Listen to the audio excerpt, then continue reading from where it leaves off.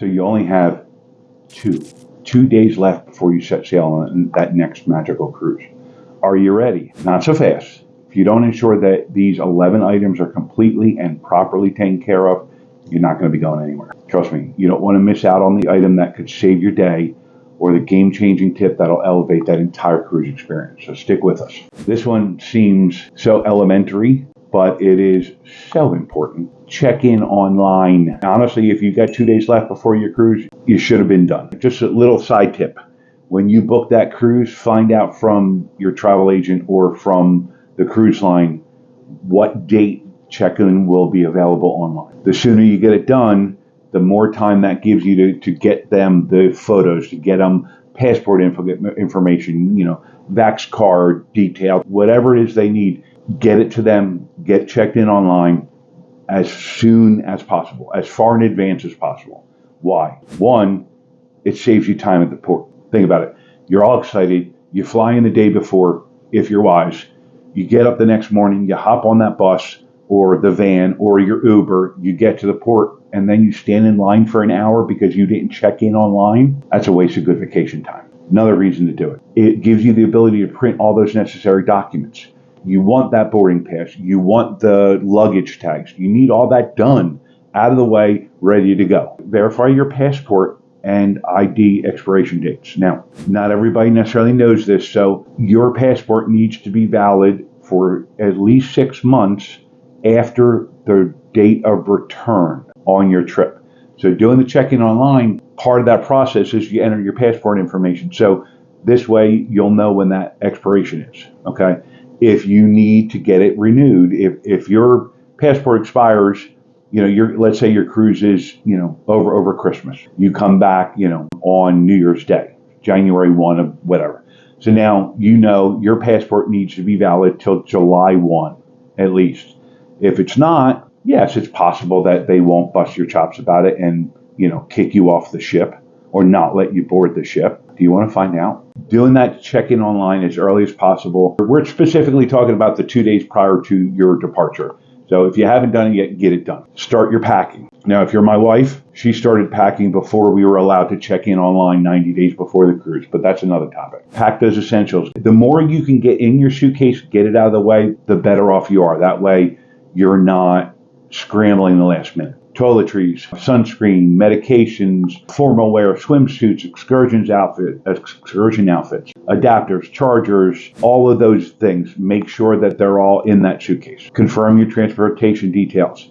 If you're flying down to the port, make sure you're checked in. Make sure that you know how you're getting from your home to that airport. Make sure you know once you land how you're getting from there to your hotel, or if you're one of those adventurous souls and you fly in the day of, make sure you know where to get on the cruise bus. Get all those details done, written out, so you know exactly what to do, where to go, and you don't have to worry about it. When it comes to making those arrangements, now this is not specifically for the 2 days before, because if you wait till 2 days before to make your travel arrangements, we're not even going to talk about that. But when you plan the travel, do yourself a favor. If you're flying into the port, fly in the day before. If you're leaving on a Saturday, grab a flight that arrives sometime, early to mid-afternoon on Friday. Yes, it means you need to spend a night in a hotel somewhere, and that adds to the cost.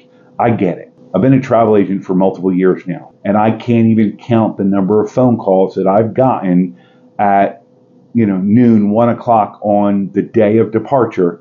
Hey, my flight was delayed. What do I do now? My cruise leaves in 3 hours, 4 hours, and I'm still 1,000 miles away. Don't do that to yourself. If you're driving in, which my wife and I like to, check that port parking availability before you depart. Know where to go. Port of Miami, a couple years ago, Virgin was building their terminal and somebody else was upgrading their terminal. So parking was a nightmare.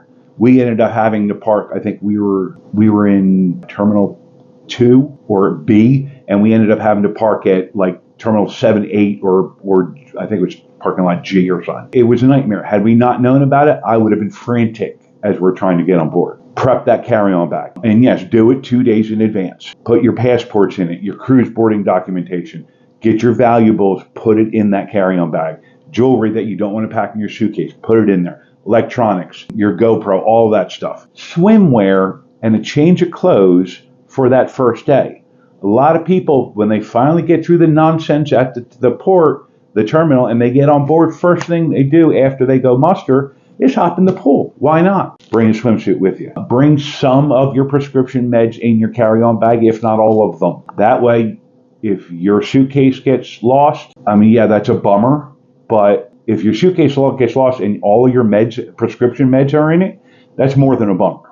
Okay? Coming up, I'm going to reveal an essential item to pack in your carry-on that you almost certainly forgot, but you'll absolutely need. Double check your house preparation. Notify the neighbors if you're, that you're going, if you do that. Some people don't know, their neighbors don't care. Arrange for someone to check in on your house. Adjust your heating and cooling. Unplug electronics. Secure all the windows and doors.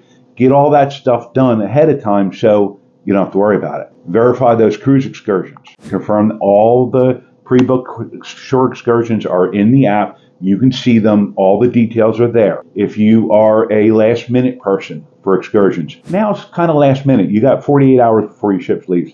I would do that research and get them booked, or at least have an idea of what you want to do. And bring any necessary vouchers, your boarding pass, your luggage tags. If you've got a voucher that gets you onto the cruise bus from the airport, make sure you've got all that stuff printed out. Keep it electronically. Keep a screenshot version of it on your phone, but print it out also. Notify your bank of your travel plans. When Cheryl and I cruise, we have one credit card that we take with us. It's the one we use for the ship, but it's also the one we use in port. So we call that bank card and say, hey, we're going on a cruise. We're going to be stopping here, here, and here, that kind of thing. Just that way they don't block the transaction because they think the card got stolen. Ensure you have cash in local currencies for those ports of call, depending upon where you're going. Okay? If you're going to the Caribbean, pretty much every Caribbean island takes U.S. cash, if you're from the U.S. If you're going to Europe, if you're going to Asia, they don't necessarily take cash, so you're going to want to get some euros. You're going to want to find out whatever the major currency in that area is, and get some of that currency and get some small bills. If you're bringing U.S., U.S. dollar, don't just bring 20s, 50s, and 100s. Yes, that's the most convenient, but you want to bring some 5s, you want to bring some 10s, you probably even want to bring some singles. Health and safety precautions. Pack a first aid kit, minor things, Band-Aids, antibiotic ointment, headache medicine, some Dramamine, things like that. It's important to have, I think it's important to have. You can buy most of this stuff on board the ship. I had to do that one time. It cost me $9 for a pack of 3 Band-Aids, okay? Bring your own. Ensure all your medications, your prescriptions are up to date. Make sure any vaccinations you need are up to date. That health information is important. Confirm your dining options. Review the app. Make sure that any dining reservations that you've already booked, they're showing up in the app. Whether it be, if you're doing the main dining room, make sure you've got the 5:30 or the 8 o'clock. Or if you're doing my time, make sure it's there. If you book specialty dining, make sure that's in the app. If not, get on the phone and get it straightened out. When you get on that ship, if you have questions about, specialty dining or whatever, so does everybody else. Say you're on the Icon of the Seas with 6,000 other people. Trust me, 1,000 of them at least have got the same question. The more you can do before you get on the ship, the more fun you're going to have once you get on the ship. Stick around because I'm about to give out a game-changing tip about planning your onboard activities, and you don't want to miss it. 2 days before, study the ship's layout and plan your day one activities. Find out what's going to be open in port, on day one. Is the water slide going to be open? Can we do an escape room? Is the buffet the only place to eat? Find out what's open. There are many ways to do that. You can call the cruise line, you can talk to your travel agent, you can Google it, or go to Facebook and ask in a cruise group. Knowing what's available to do on that first day avoids so many headaches. Okay, you get on the ship, you go to your muster station. Hopefully it's still the new way of doing the muster where you go somewhere and check in and you watch a quick little video and boom, you're done. Okay, now what? Don't be like the other 2,000 people that are currently on the ship and go right to the buffet. Unless you like that, unless you want to wait in line to get a buffet and then walk around for 15 minutes to find a place to sit. If you enjoy that, go ahead, have at it. I don't. I want to know what other restaurants are open. I want to know which of the burger joints and taco stands are open. I want to know which pools are open. I want to know what activities are going on. Where can I go? The escape room. Can we do that on the first day? Can we do that before we leave port? I don't know. Haven't done it. Find out. Do you want to do a spa treatment on that first day? Okay.